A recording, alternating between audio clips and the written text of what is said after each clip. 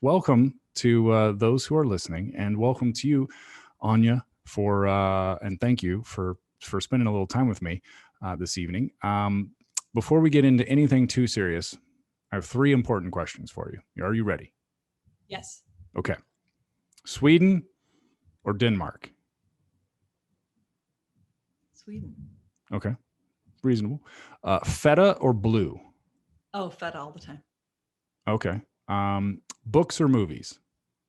Books. Books. Okay. Great. So now, I mean, now we know you a little bit. We know a little bit about your world. We should also probably talk a little bit about what you do. I'm going to tell people what I think you do, and then you can correct me, which will happen frequently because I'm going to be mostly wrong. And I say that because I know that you recently underwent a change in title at Belcampo. So that's where you're going to have to correct me. So from reading this very excellent cookbook, and when I say reading, obviously one doesn't read through all of the recipes in a cookbook, right? That would be insane. But the introduction is really informative about the life you've had.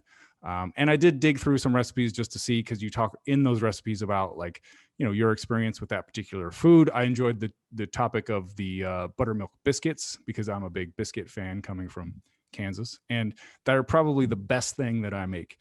We'll talk about that more in a second. But anyway, so you kind of backed your way into studying food. You went to Europe. You got to know food in Italy, especially.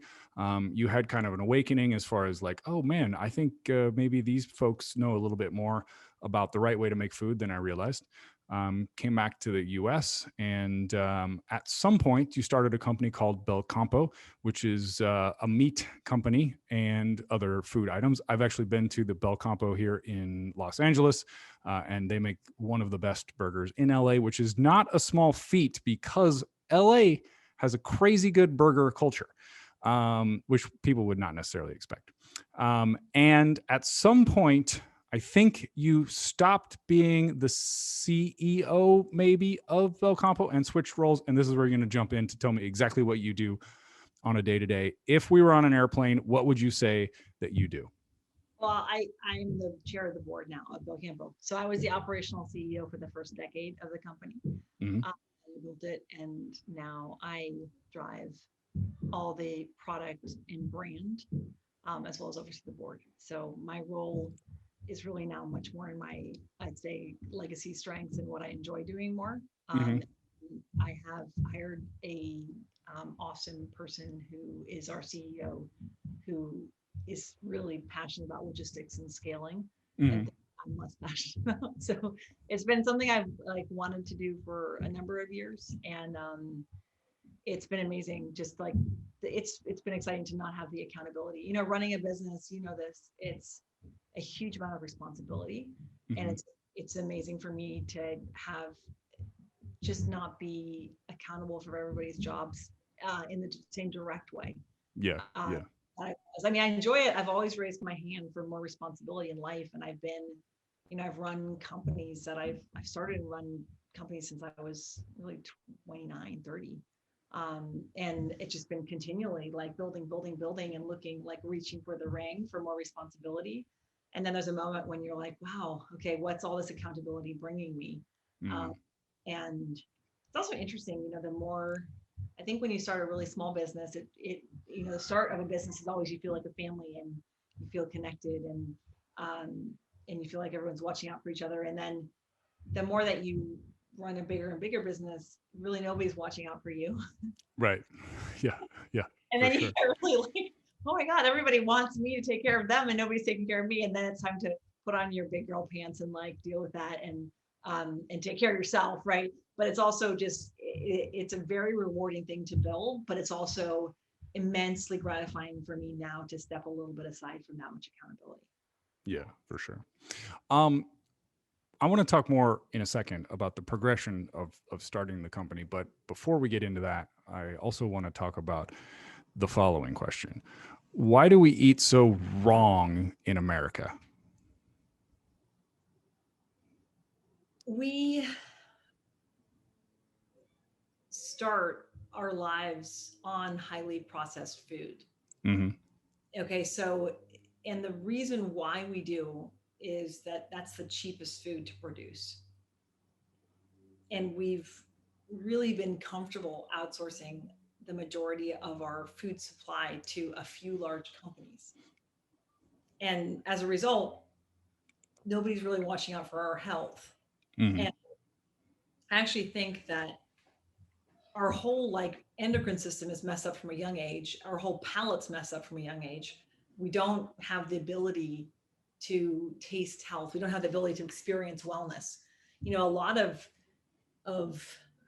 what I see is sort of like the modern disease of all these like inflammation related diseases and these kind of like general malaise, right? Hmm.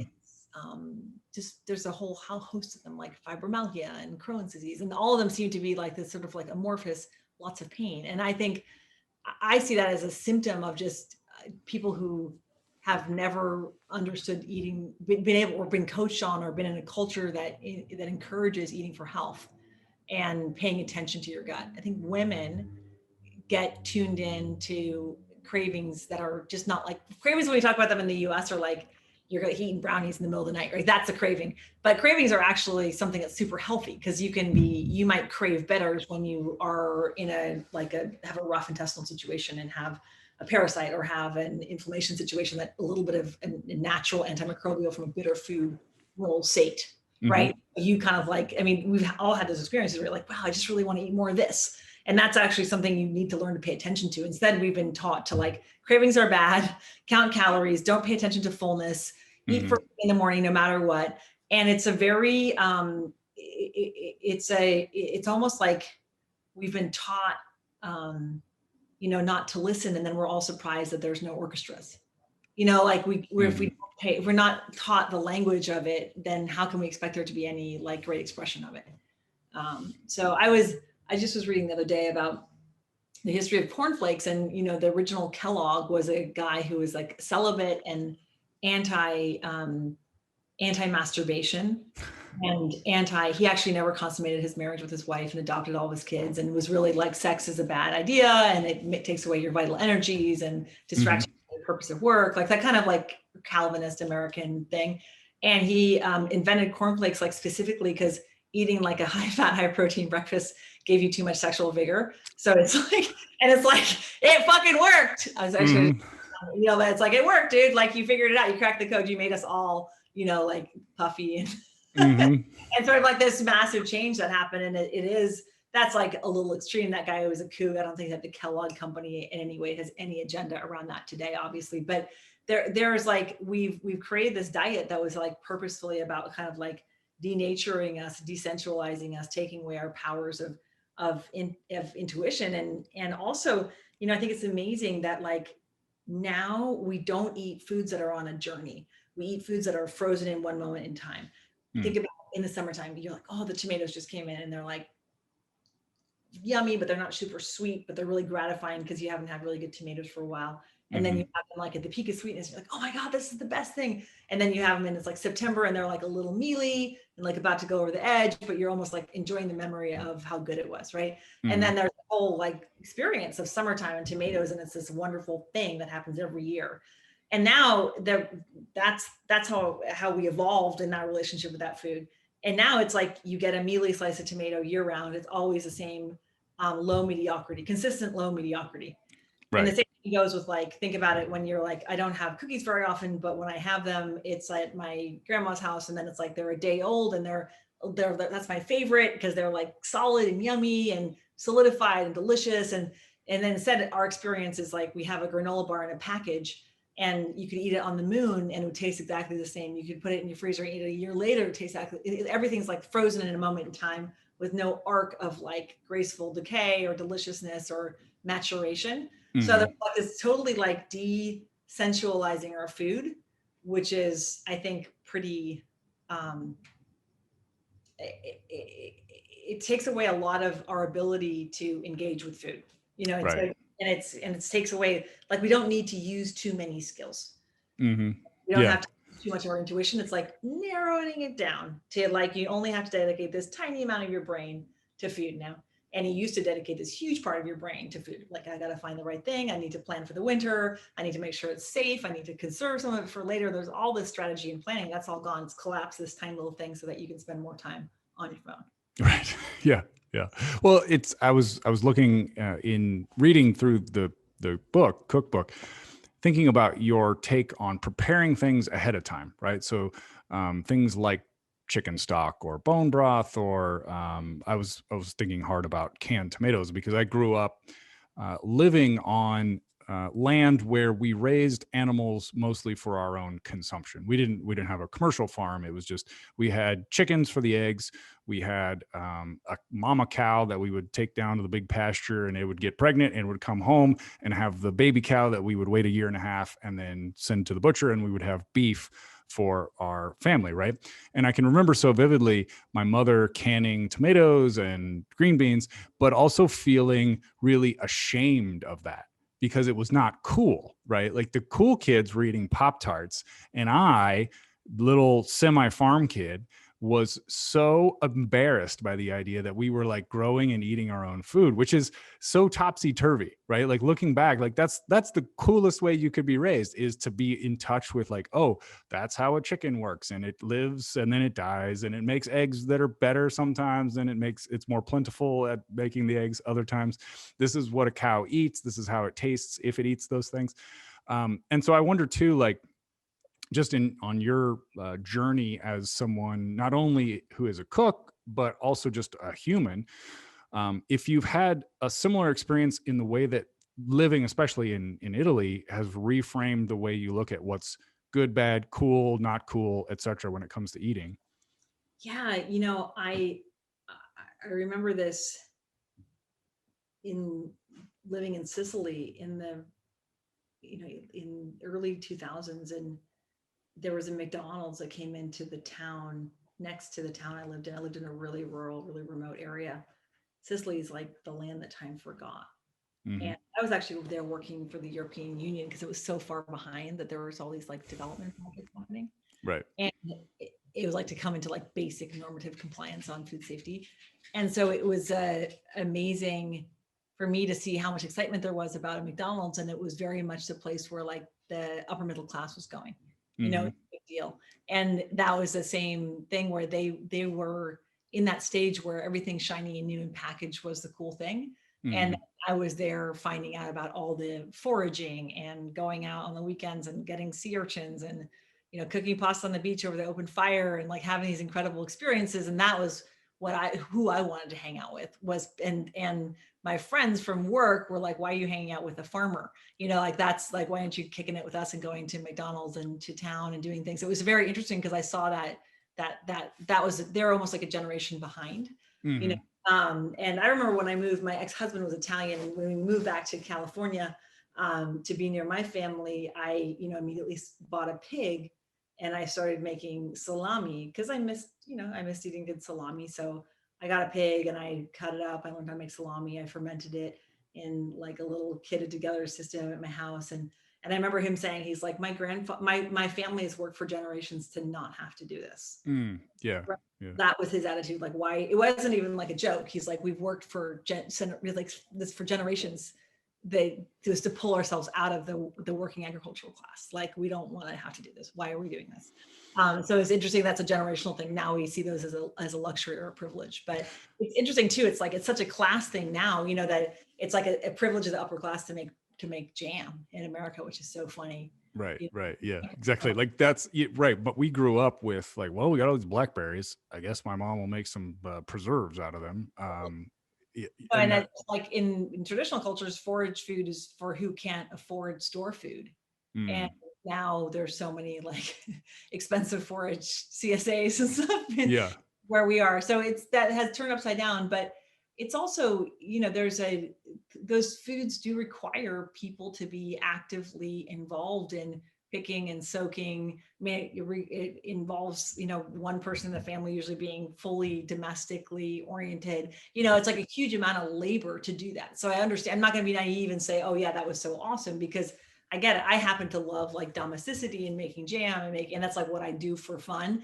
But I mean, I get that if that was, that's the burden of your life, it'd be a joy to be able to buy, buy store-bought jam, right? So I understand why our grandparents and great grandparents did that shift, but we definitely didn't fully understand the bargain. Mm-hmm. And there's Yeah. also a real shift when you say, I see this all the time. I mean, I run restaurants, and in restaurants, like for us to get rid of like canola oil, really get rid of canola oil, it probably increased my cost by like 3 or 4%, which is a big deal in Mm-hmm. restaurants. And we weren't even like using canola oil to fry French fries. It was just like in marinades and in sauces and in things like and in breads and stuff. So like we cleaned it out entirely 2 years ago, and it increased our costs enormously. And that's something just in general. So when your grandma or your mom was making blackberry jam, those were free blackberries, right? But the problem is that it's not like you can't make these high quality foods in companies. The Mm-hmm. issue is that you can't charge enough for them. Oh yeah, that makes some sense. So, That's yeah, it's an issue of like the margins, right? Like you can make money, but it's just it gets so slender when it comes to the margins. and that's the thing. So all of it's set up in a way where if I feel like there's this sense now that like anything made in a company is going to be bad for you, and it's like actually some big companies do a great job too. There is good sourcing out there, but it's at such a high price. And that's the secret of why direct to consumer marketing is so powerful, and why COVID's been powerful for many brands like Belcampo included. Mm-hmm. I don't have a product that works very well in traditional grocery, because if I sell if I want to, if a grocery chain wants to sell my product for $10, I have to, if I count distributors and brokers and everything in the mix, I have to sell them that product for like $3.50. Mm-hmm. And so that's really difficult if you have a high cost product. Right, for sure. That's where direct marketing is another kind of piece of the puzzle here. So it's not like companies can't be involved in doing a better quality, cleaner, healthier product, but there are so many layers of margin baked into it that it's difficult for them to be able to charge enough to make it as clean as your mom would have made it. Okay, so you were talking about loving the act of cooking or prepping, those kinds of things. And I think one of the things that came to mind as you were talking about that is like a lot of people are now aware that we need to be eating better, that it's good for us to cook our own foods and those sorts of things. But a lot of the discussion is often around how can we save time to do it? And I think one of the points is that it's not necessarily about saving time. It's about connection to the act of doing it. Do you have ways to explain to people why that is also part of it? Or do you have to sometimes frame it in terms of saving time just because that's the world we live in right now? I mean, I think of cooking as a fairly meditative act, right? Mm-hmm. Like I think of a lot of positive externalities in my life. Like my house smells great. I feel really solid. I love the sense of like security and convenience. Like this morning I get up and I had chicken bone broth that I've made, and and then I have like a beautiful beef stew with shiitake. These aren't like I'm making any of this food in the minute. I make it beforehand and I batch cook. And so I love having that. It's like, for me, it's like money in the bank, having that sense of like solid, healthy food. And then I also really focus on optimal performance for myself, Yeah. right? So how do I make every day optimal? And good nutrition is part of optimal days. And I don't have a good day if I don't have good nutrition. So that's just how I'm wired, right? If I know lots of people can grind through like Cheetos and a Coke for breakfast and be okay. And that's just not me. So I think it's like, if you're looking to like be optimal, then you need to consider that an investment in your own productivity, right? I also think, if you've got the resources to be smart about outsourcing the parts of it that you don't like, get regular help on cleaning up. Don't be shy about like sort of asking for help or getting help on certain things. But I like to think of cooking as a meditative act. And I think some things like stretching or doing breathing while I'm doing it definitely make it go by faster. But you need to think of it as an investment in your health. And you're more motivated. It's the same way. It's like if you're like dating somebody new who you're crazy about and you're like, they're really into barbecue, you're going to learn how to make barbecue, right? Like if you have or if you are really on a mission to drop 10 pounds and you like crack the code and you're doing keto and you're like, wow, I'm actually managing to lose this weight. You're really inspired to learn. Like if you can satisfy kind of more than one deliverable for yourself, you're more likely to be able to discover the plasticity and the opportunities for growth in terms of your own learning. So I encourage you to think about things like, think about your food prep as an investment in your health.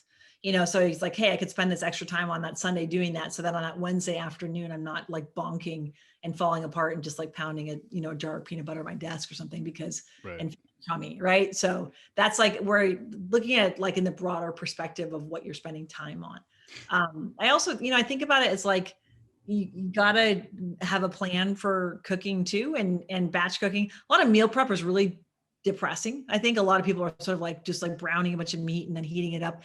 You can't sort of slam out. It's like building a house. You got to make the foundations really good. So if you're going to be making meal prep or doing things where you're investing in putting some food in the bank, right? I really encourage spending that time to make it really fantastic and learning how to do that well. So if you're braising ground meat, you want to get a nice brown on it. You want to add beautiful spices, use high quality organic spices, taste it for salt, do whatever you need to do to make it perfect. Always use a little bit of sherry vinegar or finish it with lemon to add enough acid balance. So spending the time up front, not just to kind of like pressure cook a bunch of meat and think that's going to be okay. Like you want to make the actual base really delicious as well. So it's hard. I mean, cooking I mean, I get it. It's not for everybody. And there are certain ways you can say saving time, but it's like you can cut off on one end and you'll lose on the other, so do you want to have like many hours of like being frazzled or being frustrated or hustling and eating a bunch of random stuff, or just like pay it forward and make a plan and invest in that at the start of the week? So contextualize it differently. One thing that comes to mind as you're talking about that, just from having lived in Los Angeles for 9 or 10 years now, is the way that we create our houses has also influenced this a little bit, in that in LA, kitchens are trash. Like the apartment kitchen in Los Angeles is usually a closet. And that actually makes it really unattractive to spend time there. So I also think like this is just something that has occurred to me, like thinking about some of the places I've loved cooking have had a lot more to do with the environment that I was cooking in. Yeah. And less to do with the act of cooking. Like if it felt fun because of the situation I'm in, and I had plenty of spices and those sorts of things, then it felt like something I could look forward to. If it felt like I was going to be in a sarcophagus, then I wasn't looking forward to it. Do you know what I mean with that? Absolutely. I mean, I dance a lot while I cook as well. I'll be honest. I always have a great soundtrack. If I've got like 3 or 4 hours to cook of stuff to do, then I'm always like putting on music. I'm making it exciting. I always have the windows open. I'm not a big drinker, but I know a lot of people love to like drink wine while they're cooking or have a beer. Like there's ways you can make it relaxing and fun too. But yeah, I get it. The kitchen has also been, it's funny too. Sometimes you see these really fancy kitchens that then also are difficult to navigate, or like all the drawers don't have like handles on them. Yeah. You get some out of your drawer. But yeah, I think it matters. The environment definitely matters, and you need to think about like how to make it bright and light, and also get good gear. Don't use gear, and get really good olive oil, get really good butter, and just get some suet if you can. Suet's fabulous for cooking. Get some cast iron pans, some enamelware, some enameled cast iron. Don't mess around. I mean, with any like really thin pans, don't have any aluminum, don't have any Teflon, like and ditch the stuff. Another thing that's a bummer about a lot of modern kitchens is people they don't care for the space because it's like it's been so deprioritized, so you open the drawer and it's like jumbled with all this crazy stuff. And I always have the rule, if I haven't used something in my kitchen for 3 or 4 months, it's out. I'll put it in the basement in a box for a month or something and make sure I don't want it, but get rid of it. Keep fewer things, have them be easily accessible, have it be easy to clean, set up. And those are some things that help. Don't have too much, like sometimes people get so obsessed with like having like a cool big bowl of stuff and flowers and this. And I'm like, no, keep it easy so that it's easy to clean out. Nothing on the counters, make it easy and open and bright so you feel welcome and you feel like you can create space there easily. But I've also, I'm like the ultimate, like my house is a ridiculous kitchen. I've always just only lived in places where I can, my house, I've actually renovated the kitchen, but before then didn't have that privilege. And I always I was always renting based on a kitchen because it's like, it's my jam, but I get it. It's hard to create the space. And a lot of kitchens too, when I stay in Airbnbs in LA, I can't imagine how anybody would ever cook on the regular in a kitchen with the venting system that they have. Like I fry an egg and all the fire alarms go off. Right. I cook a lot of fat, and I like my food's rich, and I like to I eat a lot of fat, and I'm like, and I cook a lot of meat, and it's like anything I cook, all the alarms are off. You have to open all the windows, and it's like the venting systems aren't set up for it. In my kitchen, so I get it. It's like we sort of have rinky dink equipment now too. Everything's kind of, you look at old fashioned kitchens and you had, heavy bottom pots and you had cast iron everywhere. Like things were just more robust. Everybody had the tools. Now we don't have tools. Yeah, and I think that for better or worse, that there's a long arc to this cultural shift, right? So post World War II, there's this big move towards like processed foods, and I think that also has then accelerated, or it allowed for kind of these smaller, not so well equipped kitchens, because you didn't spend as much time in the kitchen, you didn't spend as much time cooking. And it actually will probably take us a long time to bend back out of that as a culture, because it's been so long in the making. But I challenge the idea that you need a big kitchen to make really good food. Like Yeah. the thing the stuff that I cook the most and that I enjoy the most, they're probably the simplest things, so like a dish, like taking 2 tablespoons of really good olive oil, heating Mm-hmm. it up till it's just tepid, and then slowly cooking like 2 or 3 eggs in that, Mm-hmm. with like some good pink salt or something. Like that's the bomb dish. Mm-hmm. It's just a small cast iron. You don't need much to do that, right? So the idea too that we need to be cooking a lot of complexity. So there's like a lot of things that you can do. I mean, also with an Instapot, you can do a lot of braising, but I think you need a couple skillets, a couple small like saucepans, one big stock pot, and you're set. You don't need a huge amount of space, right, to do it right. But that's where you have to get better ingredients. You start to need a lot of spices, a lot of like marinades, a lot of things when you're using crummy ingredients. And I don't Right. mean that as a judgment. Like, I'm not saying you buy crummy ingredients, but I'm saying that if you're buying what's available, what's coming out of the faucet with the American food system, you're buying junk most of the time, Mm-hmm. right? So the problem is, like, I see people with these recipes online with chicken, and it's like, it's got sugar and it's got soy and then it's got rice wine vinegar and then there's got mirin and then there's like maple syrup, and I'm like, what the hell? Like, why do you have to put all this stuff on your chicken? And then if you actually taste the normal chicken, it's like, yeah, you better put something on this, Right. because it tastes really bad. So if you get really good quality ingredients, and that for me is like your proteins and your fats are the number one place to start. And then beyond that, it's using seasonal vegetables that have peak ripeness. You're going to be able to dial back on the marinades, dial back on the complexity. Yeah, that's in talking about that, I'm thinking about how I grew up, which even though we had our own cow, we were still like freezing the meat, and it was still, it seemed like it needed a lot of work. And I compare that to when I got to live in Spain and Greece, where I couldn't really identify why the food was, quote, better, because it wasn't necessarily of a particular spice, right? So growing up, when I think of ethnic food, I would think Mexican food, right? It's sort of spicy, which is kind of a misnomer, as it turns out, because if you go to Mexico, the food's not necessarily all that spicy, but whatever. When I got to Spain, I was like, well, what is Spanish food? Because there's no signature spice, right? It's just that their food has a certain style to it. And it took me a really long time to figure out that it was just that everything was fresh and it was done really well. There was no like magical, oh, we use chilies or cumin or whatever. It was just, this is just done the right way, which was illuminating for me. And I wish everybody could kind of see that, I guess. Yeah, no, clean ingredients and Mm-hmm. simple ingredients are the way to go. And then you have a lot like of a simpler, there's also like, think about when you're struggling with dinner. What are we gonna make for dinner? You Mm-hmm. know, I'll often just have like really good cheese and like some fresh cucumbers and peppers with salt, Right. some boiled eggs, and like put some olive oil all over it. That's great. Mm-hmm. Like, that's fine. You have some olives, you can put that in there. Like, you don't need to, the idea too that everything has to be cooked. If you start to get really good ingredients, you can make dinner out of a lot simpler kind of starting point. So that's something that a lot of European food is actually just assembling, right? It's like assembling, and in Asia too, it's like assembling excellent, kind of simple, not manufactured products, but simple, like we call value added products, like fermented or cured. And it can be really delicious and really gratifying. And it's expensive though. I mean, those ingredients cost like 3 to 5 times what the conventional one does. Mm-hmm. Right. Yeah. So that's a challenge. That's something I'd say, like, knowing that comes from a place of privilege and comes from the access to be able to do that. I would also say though, from looking more holistically at your long-term, health costs, and things, I would advocate like spend less on restaurants and spend more on ingredients. Yeah, that's been one of my, I think, like, and this is just personal anecdote that is completely unnecessary, but that's the deal. I have the microphone, so I'm going to tell it.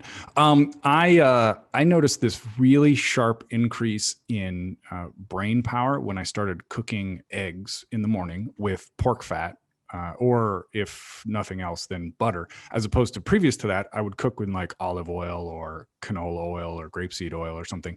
And so it just got me thinking about how hooked up I was in the morning just by this simple addition of like really good fat, I think. I mean, it's not as probably as good as the fat that you're using, but it was still better than what I had been raised to think was right, because we were raised on this idea of like, you got to keep the fat down, you got to keep the fat down. But that's completely illogical, especially when it comes to like the meal you start your day with, because you're going to burn through that so fast, I think, right? Isn't that the case? No, in the morning I'll do, I think it's a brain food thing, but I'll have my fish oil and then I have bone broth with like this morning I had bone broth with chicken and 2 eggs cracked into it and then creme fraiche. Nice. Yeah. I love calories. Like I really like to eat. So I was like, I mean, I just like this big unctuous bowl of like all this yummy fat. And so different than what I was raised on or thought was healthy. But Lord, it's like, it's great for me. I mean, I feel amazing until like 1 or 2 in the afternoon. I'm not stressed out. I'm also much less anxious. I don't get as sad. When I eat a highly like just a normal American diet, I struggled a lot more with moodiness. Like just stuff like that. It kind of evens me out. It keeps me on an even keel. Yeah. So I think whenever I see people like, eating the granola bars for breakfast, I'm like, oh my gosh, I want to say, just try it. Cause it's at least for me, the experience on that moodiness, that kind of fat dose in the morning. But I think it's like, that's where we get into a mindset that like cooking dinner has to involve a lot of spices, a special sauce, and that's great. If you feel like doing that, by all means, like make that happen. But in terms of like actual nutrition, food doesn't have to be fancy. Food has to be good. And so to be deeply nutritious, things typically, the kind of unifying characteristics of deeply nutritious food is that it is slow growing, right? So in the agricultural system today, we've selected for things that grow quickly and we've enhanced the speed of growing through lots of different processes and chemicals. But the faster you grow, the lower the integrity of the product, right? So there's like, I just did this, demonstrate this with our chicken. Belcampo, like our chicken has 20% more protein than my competitor chicken. And just because it grows more slowly, and it's per 100 grams, it's got 20% more, just because it grows more slowly, right? So it's like some of that stuff just naturally happens. And that's also the diversity of the soil that it's on. So it's like slow growing is number one, and then raised in a clean place.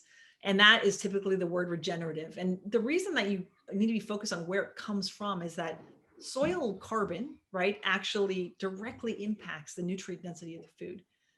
Soil carbon is the reason we want to sequester carbon is not just because it's terrible when it's out in the environment, but it's also because soil, when it has more carbon in it, has a richer microbiome. That richer microbiome is like in your tummy. That richer microbiome feeds lots more nutrient density, and that nutrient density ends up in plants. That plant that ends up in animals that eat those plants, right? But things like, you have that experience when you're traveling sometimes where it's like, I just ate like broccoli with some garlic for lunch and I felt amazing. It's like, you actually aren't just eating. When we eat, we're not just eating for calories, we're also eating for micronutrients. Satiety is not just about getting full, it's about getting fed, right? It's about getting nutrients, getting all your needs met. So when you're eating higher nutrient density foods, you feel fuller faster. Right. So those are the things I'd say: slower growing and raised in a clean place with clean soil. That's going to create a better nutrient experience for your body. I could listen to you talk about this stuff all day, because I find it so fascinating how we don't know that much about this, even though it's maybe one of the most important things that we do is put things into our body and hope that our body is then able to run well and we get through life. I wonder, it seems to me that you have had an experience of, it seems like things aren't necessarily going the right way in the larger culture, and I'm going to do things my way when it comes to cooking and eating and growing food.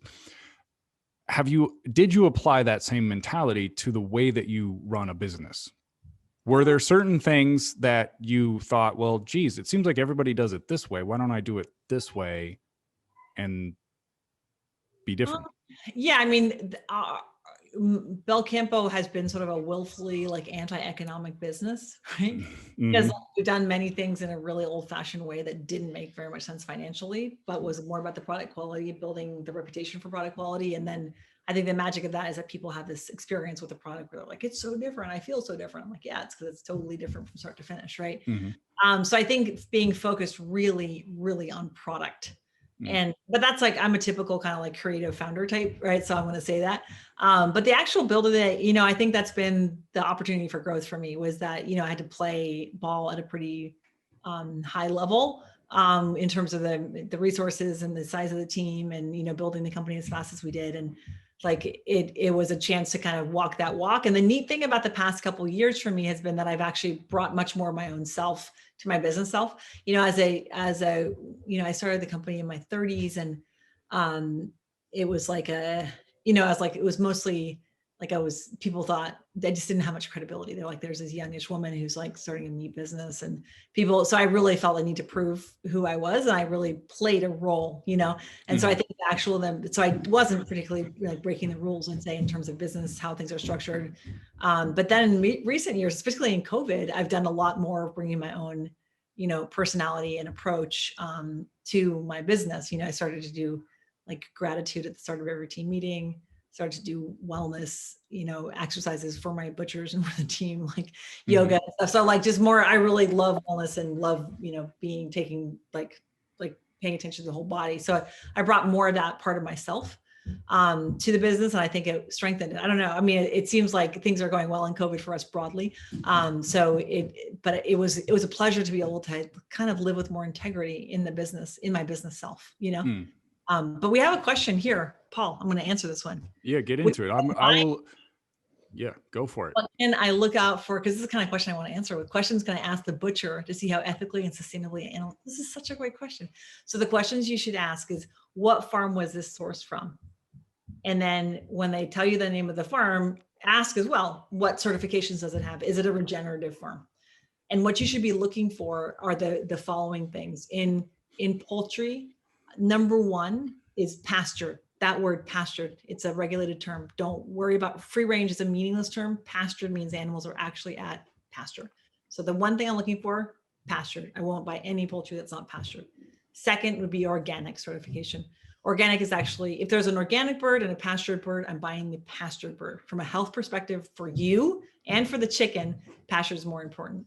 Organic is definitely tier 2. And then the third tier is going to be certified humane or Animal Welfare Association approved, or some type of certification around humane treatment. People think that organic implies humane, or that it encompasses humane treatment in some way. It doesn't. Organic just means that the feed for that animal is raised without nitrogen. That's it. So there's not really much more of that. So for chicken, pastured, organic, some type of humane certification. For pork, the same thing. Pork and poultry, they're both monogastrics. They're both animals that eat grain and eat all types of feeds. They can eat anything just like humans can. They can actually, in our farm, our pigs will hunt and eat rattlesnakes and eat chickens, and they're quite aggressive. So for pigs as well, pastured is number 1, organic number 2, and humane certification number 3. For beef, I want 100% grass-fed and finished, always. And then secondary to that is organic. And then third would also be humane treatment. So those are the words you're looking for. But in general, look for the name of a farm. And there are some things where you got to be a little bit of a detective, like Creekstone. They're called Creekstone Farms. It's just Creekstone Farms LLC. It's just like, it's literally a packing house that's called a farm. So just because it says farm, don't trust the word farm. Yeah. And I'd say the products that have like the really cute little picture of a farm on them, it's like an indicator that they're probably not really a farm. In my experience, like the real farms usually have like the dorky picture of like the family on them or something, or it's like just really, I always look for like the eggs with like the terribly designed package, if I'm out, because it's like the simpler, more basic ones, where the really glossy one with an image of a farm on them, like, oh, it's a little too classy. So yeah, and actually in terms of like designing the Belcampo brand, I've definitely tried to put like a really like luxury finish on really authentic regenerative farming, but also we kind of built it to look and to be, that we can be playful and be, do things ourselves too. Cause it's like, we're not trying to be highly polished. We're not trying to, can like sell anything as a specific brand image, but it's important to pay attention mostly to those claims. Yeah.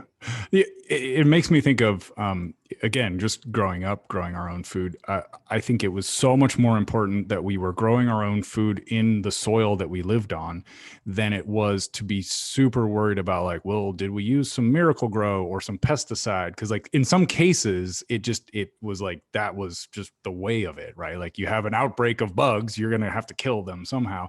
And so that maybe didn't make it organic in that exact moment, but the overarching experience of it being really local and like the way we cared for things probably outweighed that. So even as a semi farm kid, I've always had a little bit of a chuckle about the way these things are classified, as if you could bucket everything into these like striations perfectly, you know? Yeah, no, and the certifications are very important. I am organic certified, and we're making our website actually 100% organic. Right now, we still have some of our non-organic products, but I have an issue like in our beef herd. We have everything's natural grazing, everything's out of pasture, and in the area where we farm in Mount Shasta, there's a type of barley that's it's called a bearded barley, so it has these really puff, rough exterior hairs on it, and Hmm. those can scar the eyes of calves and of cows when they're feeding. Hmm. And so when that scarring happens or that cut happens, it's like they basically get like a paper cut on their eyeball. And that paper cut will then very easily turn to pink eye. Mm. And if a cow will survive pink eye, it'll just suffer. Right. And it'll have, you've seen people with pink eye. You probably had pink, we all have pink eye at some point. It's horrible. So a lot of organic farms will just let the animals have pink eye. They also, because they're in pain and anxious, they won't gain weight. So there's Mm. an economic reason too that you might want to consider it. But the organic certification, the premium outweighs that. So in our case, we use an antibiotic eye drop, right? Hmm. Hmm. And we put that eye drop in one time, and that animal is not organic forever. Yeah, I'm sure. I mean, it never makes me think of like when we were kids in Kansas, the cows would always have to deal with horse flies, right? Yeah. Because like in the summer, they just suffer with these horse flies because they're attacking the poor cow. Because I mean, not poor cow because they're idiots, but the cows stand there without any way to like scratch its back, you know? And so my dad, I remember so vividly, my dad would get this stuff to like put on its back to try to like just to stave off some of the horse flies. And I don't know exactly what that was, but just like you're saying, I'm imagining that probably would have rendered it non-organic, even though we had one cow on a pasture with all the grass it could handle, you But know? broadly, I think the premise of organic is really valid because I always think Mhm. of it as like, if you say, hey, Anya, I paid my taxes this year, but I didn't feel like filing my 1040. Right. Be like, okay, like, like what I mean is that when people are like, oh, I'm totally organic, I just don't do the paperwork because it's really expensive. It's $2,000 a year Mm, for yeah. and for Yeah. this sort of thing. So it's like don't let a farmer if they're a tiny guy, got whatever 20 beef a year or something they're processing, no worries. But if you're talking about a guy who's processing like 100 beef a year even, and they say, oh, I'm organic, I just don't get certified because I don't believe it or it's too expensive. That's something where you should, as a consumer, call them out on it because they're probably charging you a premium if you're at the farmer's market buying it, Hmm. and that's something where it's typically that the record keeping is onerous. And it also holds you accountable because maybe you did get pink eye and you don't want to tell people about the eye drops. And I get that. But then as a consumer, if you really want an animal that never got the eye drop, then that's also your right. So Right. I've actually evolved my own thinking about organic to say, yeah, it's a little black and white, but I think on the whole, it's for the better because it holds people accountable, and that we need more accountability in our food system, not less. And I Hmm. also think that organic has done a huge amount for big food processors, right? To like creating bigger change. And then the smaller guys like us, it's like, okay, we'll do it because it's almost the assumption at this point, even though we're kind of beyond organic, Hmm. we're generative. Okay. And you can have an organic feedlot. You Right. can have organic confinement animals, no problem. All Hmm. your organic milk, unless it's grass milk from like organic valleys or grass milk, it's all confinement. Hmm. So it's not like you have to have organic plus something else. It isn't in and of itself enough of a thing, but it's part of the picture. And I think just more things that add structural accountability to food processing are in all of our benefit. Yeah. As we finish up, I want to ask for a tip, and I think normally my brain would go to like, what's a way for people to more or to quickly eat better? But I actually want to push beyond that, because I think one of the keys to succeeding when it comes to creating a different like process or habits or routine is figuring out what it means to you or why it feels good, right? So is there a way, or is there one thing that comes to mind in talking about how people can bring more awareness to how they feel because of the way they eat? Hmm. Because I've thought a lot about like, if I eat this and then I feel this way later, I'm of course like I have a little bit of an advantage because I played professional sports. And so a lot of my life was spent thinking about like, well, what reaction would this behavior cause, whether it's eating or sleeping or whatever it might be. So do you have any ideas or tips on like ways to bring more awareness to just how one feels during the day? Because I think that can actually have more of an impact on the greater job of connecting to what we eat and how we cook.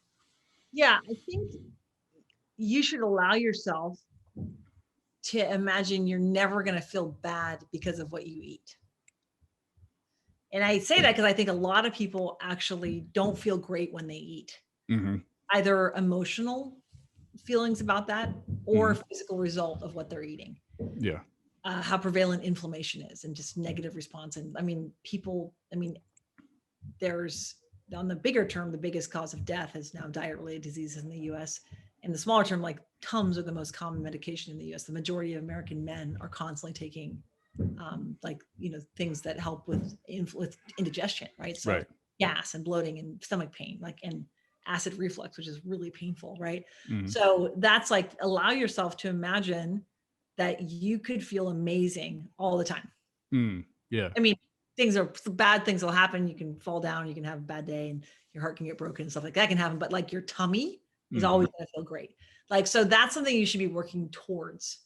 And so in terms of the thinking about it, it's something I do actually when I'm thinking about what to eat, is I actually like look at the food and I'm like, is that going to work? Like I kind of like vibe on it for a second, right? So look at things, reflect on it, and think about like adding consciousness and mindfulness to eating.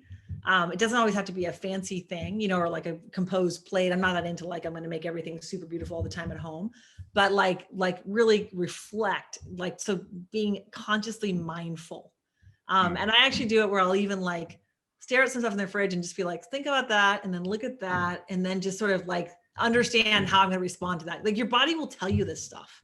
Your eyes are connected, and you can give yourself, it sounds a little bit woo, but you're now at least, so I can give you that feedback. But I allow yourself to contemplate some of the food choices that you have, and like let yourself sit with that and understand how to respond to it. But I'd say first off, just permit yourself to imagine that food's never going to make you feel bad.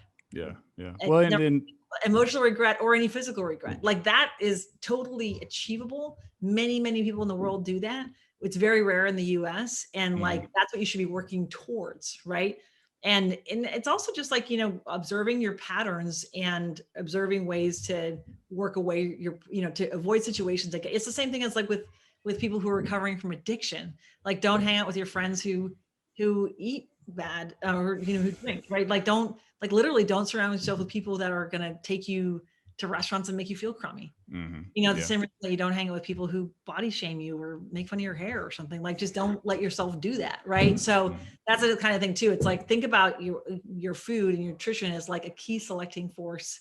Same reason that like I'm not going to hang out with girlfriends who get wasted and get messy, because it's like life's too short. Like that's just not my vibe. So like I do the same thing with food, where I just like selecting for that in a way. Those are you're just like thinking about it as a key set of actions. And you also need to really have a plan. That's like the key, when you're going on a flight, you're bringing food or you're going to eat almonds in the airport. That's another really key thing, is like you can't make casual choices in the American food landscape and be okay. Yeah. Okay. That's like something I learned the hard way. When I moved back from Europe, I gained like 40 pounds and lost it, within a couple of years later, but I gained weight so quickly. And it was totally just like me eating like I ate in Europe. And I ballooned. And I have two girlfriends of mine that came back from Europe, had exactly the same thing happen. And what I learned then is like, no, I'm not like, that wasn't my life forever, but I had to get out of that. I had to radically shift where I got all my food from. Hmm. That's how I got into buying my own cows. Is I was like, man, I eat this food and I gain weight. Like I can't buy meat at the regular store. Like I need to figure out something else. So it was totally motivated from just like, wanting to not be overweight and not struggle and be able to eat what I wanted. And so, but it was all about addressing the ingredients, right? And that's when I learned like there's no such thing as eating it like a chicken Caesar at the airport in America. Like Right. that just doesn't exist. And you can't do that without repercussions. Hmm. So that's like something people need to think about too. It's like, oh, I just do this because whatever, it's what's there. No, you got to have a plan, So that's I think an unfortunate thing that we have to assume that what's going to be available to us in a normal day in America is low mediocrity. It's like C minus D plus. Hmm. And if we want to be B and higher grade food, we are going to have to forage for it. We got to make it a major priority. Go out and get that stuff. Yeah. Yeah. One thing that comes to mind there is as you're talking about that, it is a little bit like navigating a maze. So how can you find someone to navigate that maze with you? I think in looking at friendships and relationships as a way to help you through that can be interesting. Like together, we're going to think about this differently. We're not going to be tempted by the Cinnabon. We've brought our own thing that we cooked at home or whatever it might be. Because I do feel like I've felt these same senses, especially from having lived in other places for a long time, where I felt like, okay, so yeah, in the Barcelona airport, there weren't a zillion choices. There was really only baguette with either cheese and prosciutto or cheese and chorizo. Like those are the only choices. Yeah. But you could kind of trust that like it wasn't going to make you feel awful on the Yeah. airplane. And we have traded that for like, look at all these colors and zany things that you could put in your body. And that does seem really fun when you're standing in the airport. It's just less fun when you're an hour into your flight, I suppose. Yeah. And I think, we sort of give ourselves a lot of a lot of excuses and a lot of reasons and it's really just, we don't really prioritize it. Yeah. Like there are certain things where, you wouldn't just accept that like someday something like your car just like all of a sudden like didn't work or you're like, there's something like something essential that you rely on was just totally unreliable. Right. Mm-hmm. But somehow in food, I was thinking about this with chicken, Paul, because I learned that a lot of people wash their chickens before they cook them. And I saw that on your Instagram because you were asking questions about that. Yeah. Asking me like, do you wash your chicken? How do you wash your chicken? I'm like, why are you washing your chicken? And the answers were like, well, it smells really bad.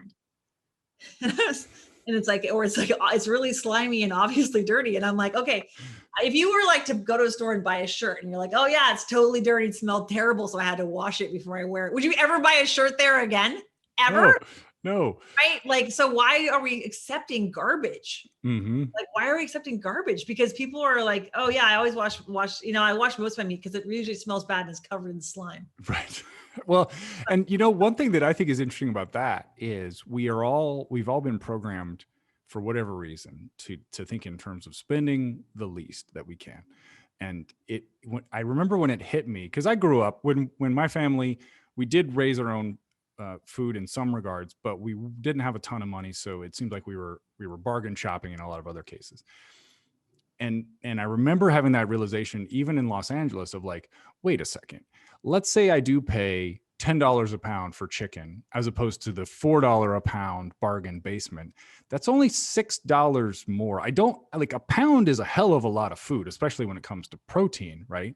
Yeah. And that's going to be kind of the workhorse around which I build maybe my week or whatever else. It's actually not that much money. It's just that we are sort of like, I don't know, we're weird. Americans are so weird because we're amazed by the shiny things, but we're also like penny pinching at the same time, which is a strange mix. And in LA, you'll drop $9-12 on a green juice and be like, cool, yum. And Right. then it's like, $20 for a chicken. It's like, are you guys crazy? Right. Like, an animal had to like be born and live and die and be processed and put in the bag. It's like, green juice is celery. That's not even organic. Like, Right. So people have a different kind of optic for it. Same with supplements, but Mhm. there's you need to kind of ask for what you want. I mean, it's like literally they're getting into the American diet, like sort of like trusting that blindly. it'd be as if somebody was like selling you a car and they're like, listen, it's going to go really fast. And then in like 3 or 4 years, it'll just explode in a ball of fire. And you won't know when, but you're definitely going to die a painful death. Right? I Yeah. mean, 70% of Americans die from diet related diseases and get amputated because of diabetes. So that's like what we're signing up for. Yeah. Right. So there's like a lot of these like really short-term thinking, but also incredibly intelligent, thoughtful people that are making, like I see a lot of folks where I'm like, why don't you spend more? You have like 2 Teslas. Why are you spending more on your chicken?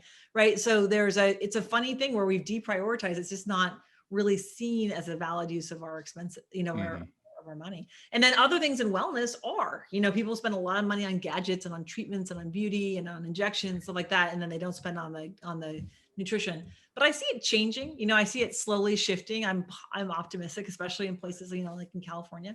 But I do say it's like you got to really empower yourself and be an activist in your own nutrition. Where can listeners go to keep track of you?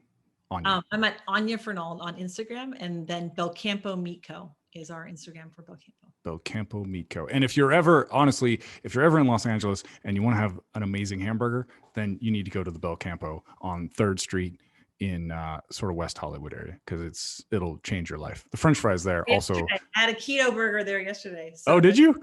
Oh my God. Yeah. Amazing. I was reading in here, you were talking about cooking French fries in tallow, right?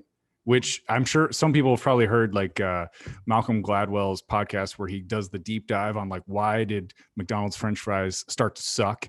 And it was actually that they bought into that whole idea that like we needed to have healthier fats, which was, what's that?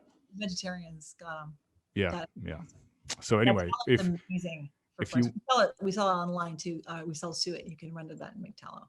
Nice. That's what I'm going to do. I'm inspired, and I'm going to go make some better food for myself. Thank you, Anya. I appreciate it. Thank you. Bye.